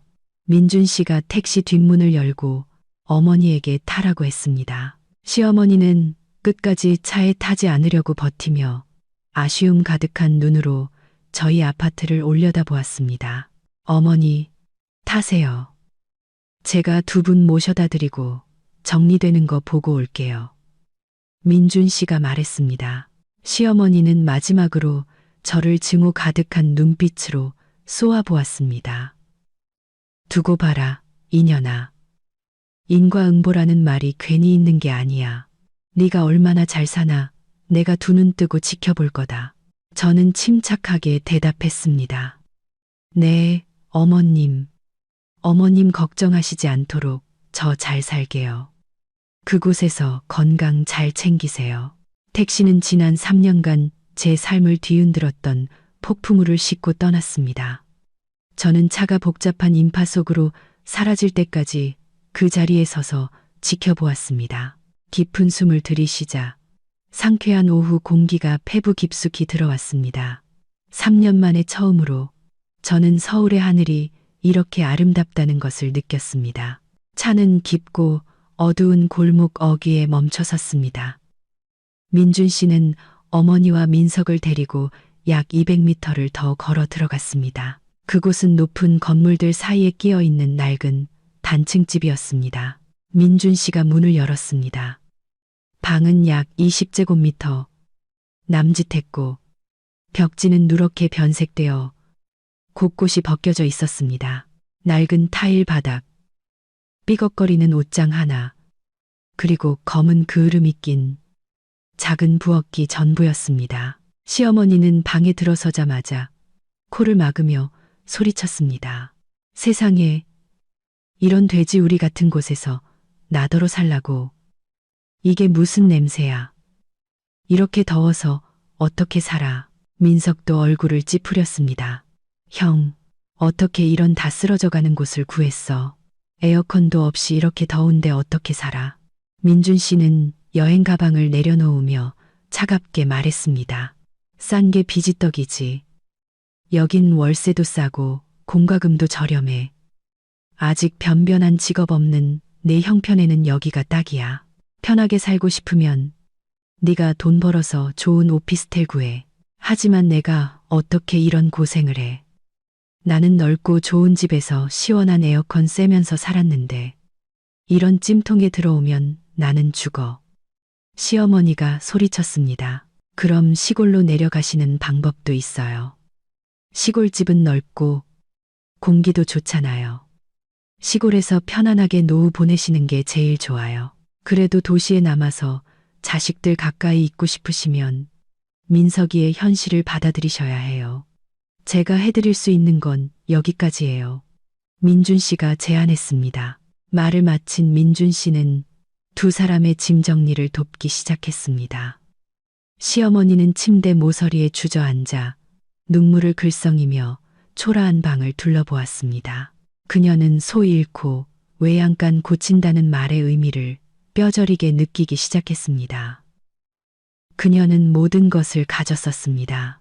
아름다운 집, 효심 깊은 아들, 살뜰한 며느리. 하지만 끝없는 탐욕이 그 모든 것을 잃게 만들고 황혼의 나이에 이런 고생길로 내몰았습니다. 민준 씨는 민석에게 선풍기 하나를 조립해주고 몇 마디 당부의 말을 남긴 채 돌아섰습니다. 그는 어머니를 돌아보지 않았습니다. 지금 마음이 약해지면 그동안의 모든 노력이 물거품이 될 것이라는 것을 알았기 때문입니다. 그는 작은 골목을 빠져나오며 등 뒤에 남겨진 어머니와 남동생의 한탄과 뒤늦은 후회를 외면했습니다. 민준 씨가 돌아온 후 우리가 가장 먼저 한 일은 집 전체 대청소였습니다. 지난 3년간 시어머니가 쌓아둔 온갖 잡동사니와 낡은 물건들을 모두 버렸습니다. 새 커튼을 달고 향기롭고 깨끗한 새 침구로 바꿨습니다. 민준 씨는 또한 도배업자를 불러 침실 벽지를 새로 발라 그날의 끔찍했던 흔적을 지웠습니다. 내 공간의 주인이 된다는 느낌은 정말 최고였습니다.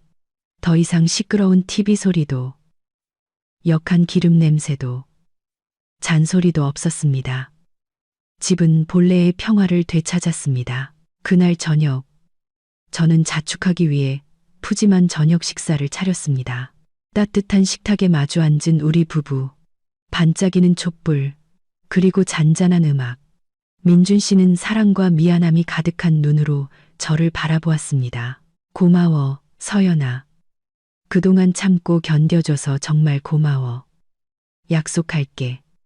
이제 다시는 누구도 당신을 힘들게 하거나 우리 가정을 침범하게 두지 않을 거야. 저는 그의 손을 잡고 행복하게 미소 지었습니다. 저도 고마워요.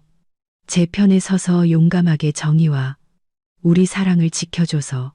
어머니 일 때문에 마음 아픈 거 알지만 시간이 지나면 어머니도 이해해 주실 거라고 믿어요. 우리의 삶은 점차 제 궤도를 찾아갔습니다. 마음의 짐을 벗어 던지자 저는 일의 능률도 훨씬 올랐고 승진도 했습니다. 민준 씨도 한결 밝고 편안해 보였습니다. 우리는 서로를 챙기고 여행을 다니며 지난 3년간 빼앗겼던 늦깎이 신혼생활을 만끽했습니다. 가끔 민준 씨는 어머니와 민석이 사는 곳에 들러 음식이랑 약을 챙겨주었습니다. 그가 말하길 민석이는 생활비를 벌기 위해 배달 기사 일을 시작했다고 했습니다. 어머니도 불평이 많이 줄었지만 여전히 분한 마음은 남아있는 듯 했습니다. 민석이가 하루 종일 일하고 피곤하게 돌아오니 더 이상 어머니를 챙겨줄 여력이 없어 어머니는 직접 밥을 하고 빨래를 하기 시작했다고 했습니다. 혹독한 현실은 그 어떤 조언보다 더 효과적인 교훈을 그들에게 가르쳐 주었습니다. 3개월 후 비가 억수같이 쏟아지던 어느 주말 저녁 초인종이 울렸습니다. 문을 열자 흠뻑 젖은 시어머니가 작은 짐가방을 든 채 서 있어서 깜짝 놀랐습니다. 어머니, 이 시간에 웬일이세요? 민준 씨가 달려나와 물었습니다. 시어머니는 떨리는 목소리로 눈물을 글썽이며 말했습니다. 민준아, 엄마 좀 다시 데려가 주면 안 되겠니? 나 더는 못 살겠다. 그 집은 비가 새서 침대가 다 젖었어. 민석이는 맨날 늦게 들어와서 짜증만 내고 나한테 소리까지 지른다. 나 너무 힘들어. 아들아, 나 다시 데려가줘. 내가 집안일 다 할게. 아무것도 안 바랄게. 몇 달 전보다 훨씬 늙고 초췌해진 어머니의 모습을 보니 마음이 아팠지만 이성은 마음 약해져서는 안 된다고 속삭였습니다. 강사는 변해도 사람 본성은 변하지 않는다. 지금 그녀를 다시 받아들이면 과거의 비극은 반복될 것이고 우리의 모든 노력은 물거품이 될 것이었습니다. 민준 씨는 제 의견을 묻는 눈빛으로 저를 바라보았습니다.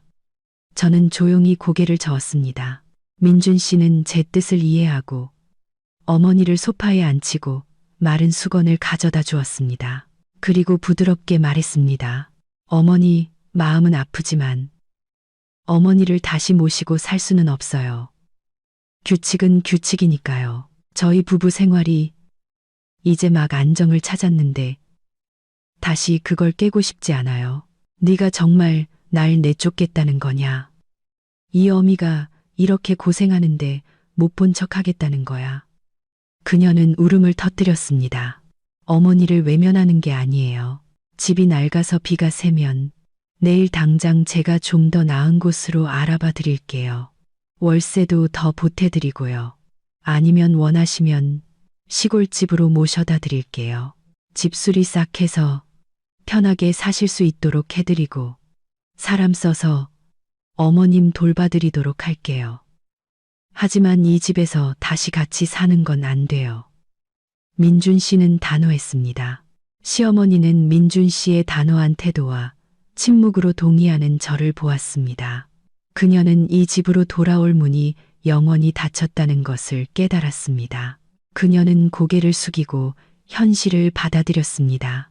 그녀는 자신의 이기심과 탐욕으로 가장 좋은 안식처를 제 손으로 파괴한 것이었습니다. 이제 그 결과를 받아들이는 법을 배워야 했습니다. 결국 그녀는 시골로 돌아가는 것을 선택했습니다. 아마 그녀도 이 도시에는 더 이상 자신의 계산이 통할 곳이 없다는 것과 부족한 형편의 민석과 사는 것이 더 고통스럽다는 것을 깨달았을 것입니다. 어머니를 시골 가는 버스 터미널에 모셔다 드리는 날, 민준 씨는 그녀의 손에 두둑한 돈 봉투를 쥐어주었습니다. 그녀는 눈시울을 붉히며 그것을 받았습니다. 그리고 처음으로 제게 진심 어린 말을 건넸습니다. 나 간다. 너희들 잘 살아라. 그리고 미안했다. 뒤늦은 사과였지만 제 마음속 응어리를 풀어주기에는 충분했습니다. 버스가 떠나고 저는 민준 씨의 손을 꽉 잡았습니다. 마음이 한결 가벼워졌습니다. 가정을 지키기 위한 전쟁은 끝났습니다. 우리는 칼이나 계략이 아닌 굳건함과 이성, 그리고 올바른 방식의 사랑으로 승리했습니다. 저는 가족이란 사랑을 나누는 곳이지만 그 사랑에는 반드시 존중과 명확한 경계선이 동반되어야 한다는 것을 깨달았습니다. 그 핵심 가치를 지킬 줄 알 때, 우리는 비로소 오래도록 지속되는 행복을 지킬 수 있습니다. 끝까지 시청해 주셔서 진심으로 감사합니다. 다음 영상에서 더 흥미로운 이야기로 찾아뵙겠습니다.